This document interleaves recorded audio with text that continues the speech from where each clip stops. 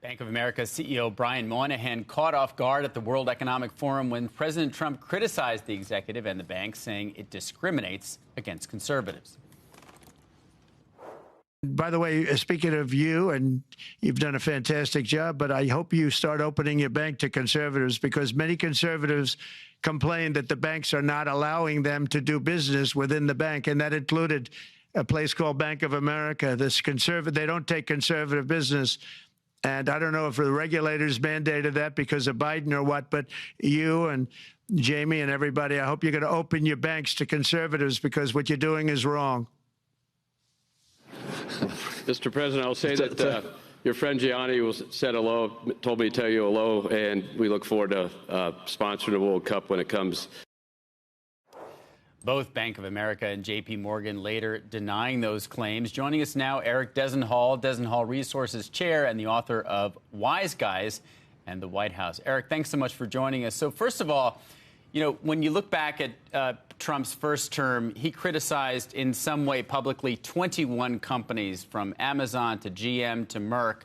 In most or all those cases, there wasn't a real business impact on those companies. But this time around, at least on this comment, he's got a very strong voice, and we're already seeing this comment go quite viral, especially among conservatives. Do you think, we saw the stock down, basically not reacting much yesterday, do you think there will be any kind of business impact, or should investors be at all concerned about what this whole debate right now? Well, there's an old farmer saying that you don't wrestle with a pig because you get dirty and the pig likes it. And I don't think that this is a situation where you want to engage in a verbal war with the president of the United States, who's really, really good at trolling. I mean, the thing about this particular story is it's not as sexy as something like the Bud Light fiasco, and it will move in and out of the news very quickly. And the worst thing that you can do is engage to keep it in the news. And I think that the companies have responded in a measured way. Now, like a lot of things with Donald Trump, he's wrong about a lot of things, but he's not wrong about everything. And a corporation is not a monolith. And you do have cohorts within corporations who do prosecute their own agenda, even if that agenda is not necessarily from the top down. And I have seen situations where there is an ethic within a company that when progressives are assertive, it's passion. When conservatives are assertive, it's mean. And things then flow from that. Is it a big corporate policy? No, I don't think so. But is it a phenomenon that does exist? Yes, it does.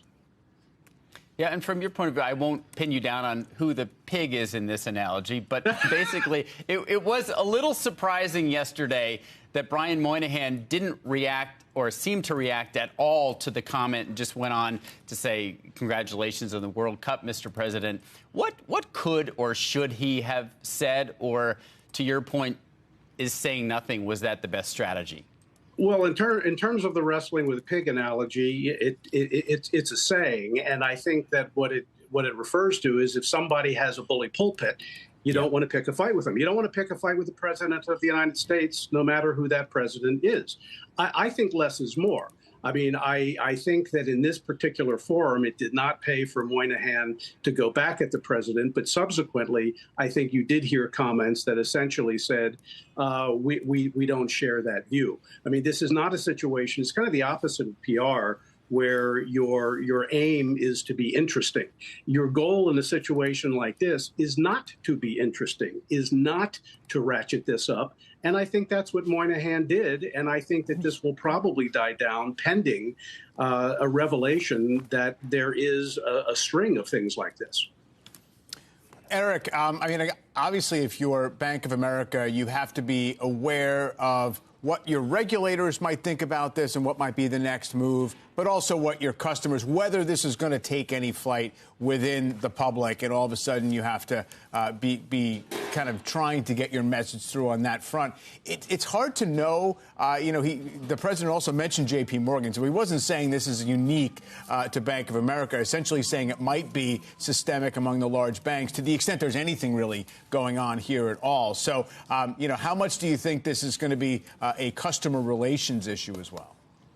Well, it's a good point because not all communications has to come from the CEO to the whole world. A lot of this in banking happens at a local and regional level. And I do think that in something like this, you do have to make employees and bank managers aware that there is concern about it. And you have to arm them with examples to show that something like this isn't true. So I wouldn't be looking for a national response in the form of a CEO speaking or an ad campaign. I think that there are certain things that you work out on a quieter, more individual, more regional level. And I think that's the smarter move here because it's not incendiary.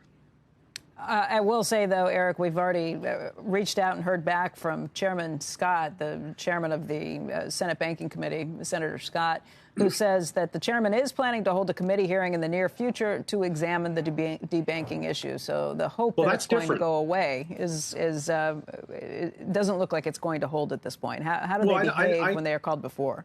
I think that once it's called before Congress, it's a different story. That doesn't mean that the CEO needs to inflame it on a consumer level. I mean, when you're called before Congress, it does get nasty and you have to respond to it. But that doesn't mean that there's a correlation between how much the company talks about it on a mass media level and whether the problem goes away. Congressional hearings happen all the time, and the objective of a congressional hearing is to get out of the mugging alive, not to get out with all your money and everything else.